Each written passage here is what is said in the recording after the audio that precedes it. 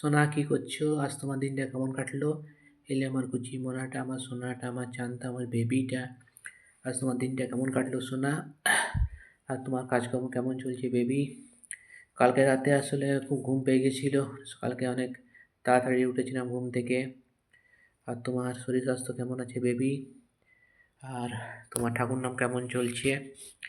আনন্দের মধ্যে থাকবে, বেশি চিন্তা করো না, যা করে লোকনাথ বাবা করে।